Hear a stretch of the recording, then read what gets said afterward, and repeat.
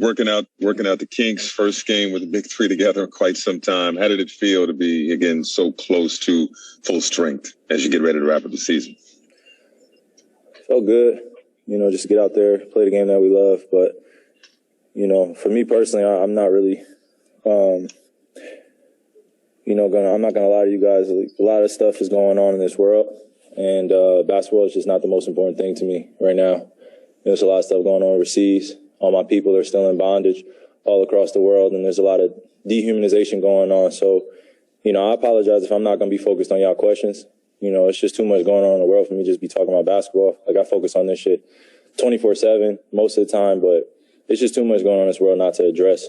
It's sad to see this shit going on. And it's not just in Palestine. It's not just in Israel. It's all over the world, man, and I feel it. I'm very compassionate toward all races, all cultures.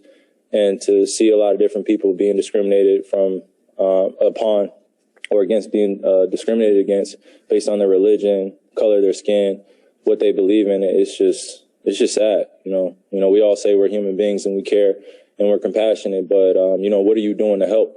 And being in this gym, I'm grateful for opportunity. It's a blessing, but my goal out here, my purpose is to help humanity, and I can't sit here and not address that. I don't care which way you stand on either side. If you're a human being, then you would support, the anti-war effort that's going on. There's a lot of people losing their lives, children, a lot of babies, and that's just what I'm focused on. So if you guys want to ask me questions about the game, I really don't care about it, but except just everybody leaving out of the game healthy and being able to go home to their families. So. I don't know that challenge is the word, but what has it been like balancing the social issues and things that are on your heart and on your mind with, the responsibility on the court? What has it been like balancing that? I mean, it's a job. I was raised as a survivalist. My family comes from practically the bottom, from the South Bronx, making it out of some extreme conditions, didn't have a lot of resources. And I'm the product of a lot of sacrifice from my ancestors, a lot of people putting forth their lives down for me to be where I am. And I just try to pay it forward as best I can by speaking out, by doing things behind the scenes, just living by action, really. And it's a unique balance because you're in a platform or you're in an industry where a lot of people that are surrounding it or observe it don't really get a chance to say what they really believe in. They have to play it safe, or they have to worry about money, or they have to worry about what people are saying.